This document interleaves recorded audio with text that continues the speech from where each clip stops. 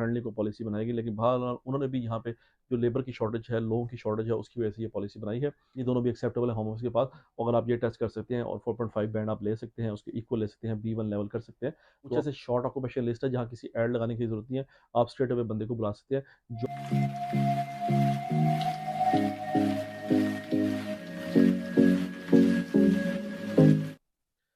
अस्सलाम वालेकुम नाज़रीन, एक बार फिर ताज़ा वीडियो के साथ आपके साथ हाजिर खिदमत है। नाज़रीन, आज हम बात करेंगे टीयर 2 वर्क परमिट के हवाले से। मैं जब भी दुनिया में कहीं जाता हूँ तो यूके के हवाले से एज ए ब्रिटिश सिटीजन लोग बहुत ज़्यादा मुझसे सवाल करते हैं कि हम यूके में किस तरह आसानी से आ सकते हैं। और आजकल एक कैटेगरी काफ़ी पॉपुलर है जो यहाँ पे बड़ी तादाद में लोग आ रहे हैं, वो है टीयर 2 वर्क परमिट। जी हाँ नाज़रीन, आपको वर्क वीज़े के ऊपर आप परमानेंटली यूके आ सकते हैं और यहाँ सेटल हो सकते हैं। 3 साल से 5 साल का आपका वीज़ा लगता है और उसके नतीजे में आपको इंडेफिनिट लीव टू रिमेन मिल सकती है, जिसके बाद ज़ाहिर आपको पासपोर्ट मिल सकता है 1 साल बाद। तो ये बड़ी ज़बरदस्त कैटेगरी है और आजकल गवर्नमेंट ने बड़ी फ्लेक्सिबल पॉलिसी बनाई हुई है। यहाँ बेशुमार कंपनियों को टीयर 2 स्पॉन्सर्ड लाइसेंस मिला हुआ है जो आपको स्पॉन्सर कर सकती हैं और आपको बुला सकती हैं। तो सर्टिफिकेट ऑफ स्पॉन्सर अगर आपके पास है, COS अगर आपके नाम का इशू हो जाता है, तो अपने होम कंट्री से या फिर यूके के अंदर से भी आप किसी और स्टेटस में हैं, लाइक स्टूडेंट वीज़े के ऊपर, तो आप स्विच ओवर कर सकते हैं। तो ये एक बड़ी ज़बरदस्त ऑप्शन है जो लोग परमानेंटली सेटल होना चाहते हैं यूके के अंदर। बड़ी रेयर कैटेगरी है, खासतौर पे कंजर्वेटिव पार्टी जो टोरी पार्टी से करंटली गवर्नमेंट में है, उनसे तो नहीं की जाती कोई इमिग्रेशन फ्रेंडली को पॉलिसी बनाएगी, लेकिन बहरहाल उन्होंने भी यहाँ पे जो लेबर की शॉर्टेज है, लोगों की शॉर्टेज है, उसकी वजह से ये पॉलिसी बनाई है और कंपनी को फैसिलिटेट किया है आफ्टर पेंडेमिक कि जो लोग भी लेबर बुलाना चाहते हैं ओवरसीज से, उनको आसानी से बुलाया जा सकता है। पहले उसका स्लैब ज़रा हाई था, 30,000 पाउंड से ज़्यादा अगर आपकी सैलरी है साल की, तब आप बुला सकते थे। अब गवर्नमेंट ने उसको भी कम करके 26,200 पाउंड तक कर दिया है। इसी तरह पहले RQ लेवल 6 के बंदे थे जो वो एलिजिबल थे, अब RQ लेवल 3 के जो बंदे हैं वो भी यहाँ पे आते हैं, लेकिन लो कर दिया उन्होंने क्वालिफिकेशन को भी, जो लोग यहाँ पर आसानी से आना चाहते हैं। और बड़ी बेसिक रिक्वायरमेंट है, B1 अगर आपने किया हुआ है इंग्लिश का लेवल, तो आप उसकी बेस पे बड़े आसानी से यूके में आ सकते हैं। B1 लेवल यानी IELTS का 4.5 बैंड है। और आपको ये बताता चलूँ कि होम ऑफिस ने कुछ और भी अप्रूव टेस्ट कर दिए हैं जो कि निस्बतन आसान है IELTS के। इसमें लैंग्वेज सेट शामिल है, पियर्सन PTE का टेस्ट शामिल है। ये दोनों भी एक्सेप्टेबल है होम ऑफिस के पास। अगर आप ये टेस्ट कर सकते हैं और 4.5 बैंड आप ले सकते हैं, उसके इक्वल ले सकते हैं, B1 लेवल कर सकते हैं, तो आप परमानेंटली यूके आ सकते हैं। तो इसका बेस्ट तरीका ये है नाज़रीन, यहाँ पे आप बेशुमार कंपनियों को अप्रोच कर सकते हैं, उनसे बात कर सकते हैं इस हवाले से, जो काफ़ी फैसिलिटेट कर रही हैं। वेबसाइटें भी हैं जहाँ पे जॉब के ऐड लगे हुए हैं, जहाँ उनको रिक्वायरमेंट है ओवरसीज़ बंदे बुलाने के हवाले से, प्लस लोकल भी। कुछ ऐसे शॉर्ट ऑक्यूपेशन लिस्ट है जहाँ किसी ऐड लगाने की ज़रूरत नहीं है, आप स्ट्रेट अवे बंदे को बुला सकते हैं। जॉब मार्केट एनालिसिस या असेसमेंट कराने की ज़रूरत नहीं है, उसके बगैर ही आप बंदों को बुला सकते हैं। लेकिन कुछ ऑक्यूपेशन जो ज़ाहिर मार्केट में लोग अवेलेबल हैं, उसके लिए गवर्नमेंट रिक्वायर करती है कि आप पहले एटलीस्ट उनका लगा सकें। तो ये इस लिहाज से बड़ी ज़बरदस्त नाज़रीन अपॉर्चुनिटी है जो परमानेंटली यूके आके सेटल होना चाहते हैं। जो बंदे स्टूडेंट वीज़े पे ऑलरेडी यहाँ पे हैं, उनका ज़रा फ्यूचर के हवाले से थोड़ा सा इशू है। नाज़रीन, अगर आप ग्रेजुएशन या मास्टर डिग्री मुकम्मल कर लेते हैं तो आपको 2 साल का पोस्ट स्टडी वर्क वीज़ा मिलता है, जो कि आज तक गवर्नमेंट ने इस रूल को लागू किया हुआ है। यानी जिन लोगों ने स्टडी में अपने एक्सपेंस लगाए हैं वो उसको रिकवर कर सकते हैं। लेकिन अगर आप टीयर 2 वर्क परमिट स्विच हो जाते हैं, आपको company tier 2 work permit offer करती है, तो ये आपका लीडिंग टू इनडेफिनिट है।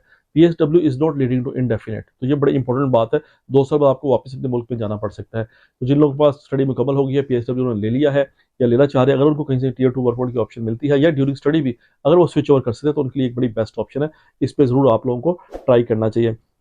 इसमें नाज़रीन 2-3 बातों का आपको ख्याल रखना बड़ा ज़रूरी है। यहाँ चूँकि बेशुमार नई कंपनियाँ बनी हैं, उनको भी इत्तेफ़ाक से टीयर 2 स्पॉन्सर्ड लाइसेंस मिल गया है, या कुछ ऐसी कंपनियाँ जिनके पास इतने लोगों की कैपेसिटी की गुंजाइश नहीं थी, लेकिन उन्होंने ज़्यादा लोगों को टीयर 2 स्पॉन्सर्ड लाइसेंस दे दिया है। तो उसकी वजह से थोड़ा-सा इश्यू आ रहा है। कुछ कंपनियों के हवाले से यहाँ पे कहा जा रहा है कि उनका फ्यूचर डाउटफुल है कि क्या वाक़ई वो 5 साल तक सर्वाइव करेंगे? क्योंकि आपके लिए उस कंपनी का सर्वाइव करना 5 साल इसलिए ज़रूरी है कि अगर वो कंपनी मौजूद रहेगी, आप रेगुलरली वहाँ पे काम कर रहे हैं, आप 5 साल तक रेगुलर टैक्स पे करते हैं। HMRC जो यहाँ का रेगुलेटरी टैक्स का इदारा है, वो देखते हैं कि आपने प्रॉपर्ली टैक्स पे किया है, तो आपका आसानी से इंडेफिनिट हो जाएगा। लेकिन अगर आपका टैक्स पे नहीं हुआ, आपके जो सब बाकी लोग काम करते हैं सेम कंपनी के अंदर, उनका प्रॉपर टैक्स पे नहीं हुआ, तो गवर्नमेंट उसका लाइसेंस कैंसिल कर सकती है और बड़ी आसानी से, या बहुत ही यानी कह लें कोई भी थोड़ा सा रफ आपकी ऐसी कोई चीज़ है जिसकी वजह से गवर्नमेंट उसको सस्पेंड कर सकती है आपके लाइसेंस को। यहाँ बेशुमार ऐसी एग्जाम्पल मौजूद है कि गवर्नमेंट ने यह सस्पेंड या कैंसिल कर दिया आपका टीयर 2 स्पॉन्सर्ड लाइसेंस। तो जिस भी आप एम्प्लॉयर से बात करें, मालिक से बात करें, कंपनी ओनर से बात करें, इस बात का ख्याल रखें कि उसकी रेपुटेशन ठीक हो। जिस कंसल्टेंट, इमिग्रेशन लॉयर और बंदे के थ्रू आप ये काम करना चाह रहे हैं, उसको भी मेक श्योर करें कि वो रेप्यूटेड कंपनी के साथ काम कर रहा हो। यहाँ यूके में आपने सुना होगा सबसे पॉपुलर कैटेगरी केयर होम के हवाले से रही है। पिछले कुछ अर्से में बहुत बड़ी तादाद में लोग यहाँ पे केयर होम के अंदर स्विच ओवर हुए हैं। लेकिन केयर होम की जॉब थोड़ी सी ऑड जॉब है, हमारी खासतौर पर फीमेल वो काम करने से घबराती है, इवन बंदे भी घबराते हैं। और केयर होम में जो चूंकि ओल्ड लोग होते हैं, बूढ़े लोग होते हैं, उनकी भी ख्वाहिश होती है कि हमारे पास ऐसे जो है खवातीन आए या ऐसे लोग आए जिनका जो है फीमेल हो तो वो प्रेफरेबल है, चूंकि वो वल्नरेबल लोग होते हैं, अब होते हैं बूढ़े लोग, तो उनकी ख्वाहिश होती है हमें कोई ऐसा बंदा लुक आफ्टर कर सके जो कि हमारा ज्यादा ख्याल रखे। तो फीमेल के मतलब एक जनरल परसेप्शन है कि वो ज्यादा केयरिंग होती हैं। तो इंडिया से इस तरह बहुत शुमार खवातीन आई, खासतौर पर केरला की बेशुमार खवातीन आई, उन्होंने इस हवाले से काफ़ी काम किया और वो केयर होम में बहुत ज़्यादा तेज़ी से एडजस्ट हो जाती हैं। लेकिन हमारे पाकिस्तानी लोगों को ज़रा सा इशू आता है। लेकिन इसके अलावा आईटी की बेशुमार कंपनियां हैं, कुछ नई कंपनी बनी है, उनके पास ये टियर 2 स्पॉन्सर्ड लाइसेंस है। अगर वो भी अच्छी रिप्यूटेड कंपनी है तो उसमें आप जा सकते हैं। इस तरह बेशुमार रेस्टोरेंट और टेक अवे जो है, इन्होंने भी अपना टियर 2 स्पॉन्सर्ड लाइसेंस लिया, क्योंकि इनके पास भी स्टाफ की शॉर्टेज आ गई थी। और ये शॉर्टेज आई नाज़िम ब्रेक्जिट की वजह से। पेंडेमिक के बाद यूरोपियन लोगों के पास चूंकि अब राइट नहीं है, वो यहाँ फ्रीक्वेंटली नहीं आ सकते, तो उस शॉर्टेज को पूरा करने के लिए उन्होंने एशियन कंट्रीज में रब्ता किया। और इनके गवर्नमेंट के अपने स्टैटिस्टिक्स हैं कि हमारे जो एशियन लोग हैं वो ज़्यादा मेहनती हैं, ज़्यादा हार्ड वर्कर हैं। जो यूरोप से लोग हैं वो तो चोरियां करते थे, यहाँ वारदातें करते थे, भीख मांगते थे, लेकिन हमारे लोगों ने कम से कम ऐसी कोई एक्टिविटी नहीं की। तो इस लिहाज से वो पाकिस्तानी और इंडियन लोगों को और बंगाली एशियन लोगों को पसंद करते हैं। तो एक बड़ी ज़बरदस्त अपॉर्चुनिटी है इस हवाले से। जो लोग भी टीटो स्पॉन्सर लाइसेंस पे परमानेंटली यूके आना चाहते हैं, उनके पास एक बेहतरीन रास्ता है। यहाँ नाज़िम मार्केट के अंदर मुख्तलिफ लोग हैं, मुख्तलिफ कंपनियाँ हैं, अपनी सर्विसेज के अंदर या लीगल सर्विसेज के अंदर उसकी फीस चार्ज कर रही हैं। 15,000 से 20,000 इवन 25,000 पाउंड तक कुछ कंपनी यहाँ पे चार्ज कर रही हैं। तो आपने खुद आइडेंटिफाई करना है कौन सी सही कंपनी है, किस कंपनी के पास जाना चाहिए। इस चीज़ का आप खासतौर पर ख्याल रखें। खासतौर जो ओवरसीज से लोग आ रहे हैं उनको स्पेशल ख्याल करने की जरूरत है। वो अपने किसी जानने वाले से यहाँ रब्ता कर लें, बात कर लें, इस कंपनी की वर्थ चेक कर लें कि वाकई वो इस काबिल है कि नहीं। अलबत्ता ये प्रोसेस नाज़िम बड़ा फास्ट है। मैं आपको बताना चलूँ कि जब कंपनी से आपकी एग्री हो जाता है, वो आपको शॉर्टलिस्ट कर लेती है, सिलेक्ट कर लेती है, तो विद इन 1 वीक में उनका कॉस्ट इशू हो रहा है। वो पहले सबमिट करवाते हैं लोकल इदारे में, होम ऑफिस के, कि हम इस बंदे को बुलाना चाहते हैं परमानेंटली यहाँ पे, चाहे यूके के अंदर है वो बंदा या यूके से बाहर है, मेल है या फीमेल है, जो भी उसके स्पॉन्सर है वो उस हवाले से उसको बताएंगे। और आजकल बड़ा क्विक डिसीजन आ रहा है, होम ऑफिस से उन्होंने अपना स्टाफ बनाया हुआ है, जो कि ऑनलाइन एप्लीकेशन है। वो बेसिक टिक बॉक्स चेक करते हैं, कंपनी ठीक है, बंदे के जो डॉक्यूमेंट्स है सारे ठीक है, तो वो उसको फौरी तौर पर अप्रूवल दे रहे हैं। और जैसे ही आपका कॉस्ट इशू हो जाता है, वर्क परमिट इशू हो जाता है, आपने अपने होम कंट्री में या यूके में जमा कराना है एज ए एप्लीकेंट, और आपको एक बड़ा स्ट्रेट अवे डिसीजन आ रहा है। आपको हेल्थ सर्च चार्ज, जो इमिग्रेशन हेल्थ सर्च चार्ज है, वो आपको पे करना पड़ेगा।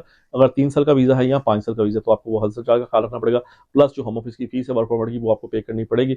स्टूडेंट वीज़े की फीस कम है, इसकी टीयर 2 वर्क परमिट की फीस थोड़ी सी ज़्यादा है, उस चीज़ का आपको ख्याल रखना पड़ेगा। जो पॉइंट्स के अंदर उसको कन्वर्ट कर लें, पाक रुपीज़ के अंदर आपने पाकिस्तान से अप्लाई करें और आप यूके में करें, तो फिर आपको पॉइंट्स भी अप्लाई करना पड़ेगा। ऑनलाइन क्रेडिट कार्ड के थ्रू आप पेमेंट कर सकते हैं, और उसके नतीजे के अंदर आपका आसानी से ये 5 साल या 3 साल का वीज़ा लग जाएगा। एक बात का ज़रूर ख्याल रखें, जब आपका वीज़ा लग जाए तो उसके बाद मेक श्योर करें कि आपका हर महीने टैक्स बाकायदगी से जा रहा है। अपनी पे स्लिप ज़रूर लें और उसको रेगुलरली मेंटेन करते रहें, अपने पास रिकॉर्ड में रखें, ताकि कल कल को जब भी होम ऑफिस की तरफ से रिकॉर्ड चेक आए तो आप उसका जवाब दे सकें।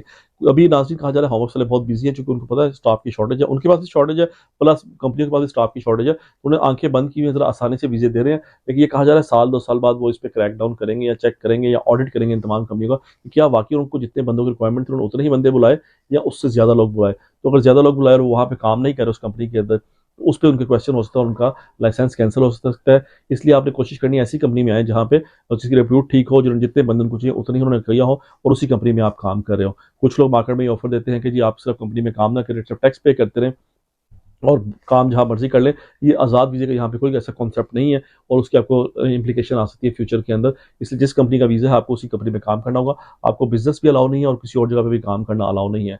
जो यूके का रूल कहता है, आप सिर्फ उसी कंपनी के अंदर काम कर सकते हैं, क्योंकि आप फुल टाइम उनके एम्प्लॉई। हाँ, जब आपका इंडेफिनिट हो जाए 5 साल बाद, फिर आप जहाँ मर्जी मूव कर सकते हैं, और इसके नतीजे में अपने स्पाउस को बुला सकते हैं, बीवी बच्चों को भी आप बुला सकते हैं वर्क परमिट के नतीजे में।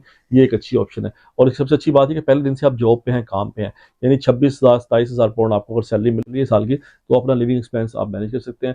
आपका जो स्पाउस है उसके पास फुल टाइम वर्क अलाउ होता है, और वो भी कहीं पे काम कर सकता है।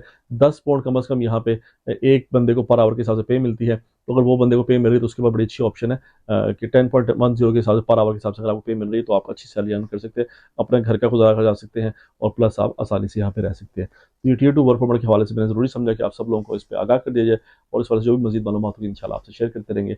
हमारे चैनल को सब्सक्राइब कीजिएगा, इंशाल्लाह आपसे रब्ता रहेगा। अल्लाह हाफिज़।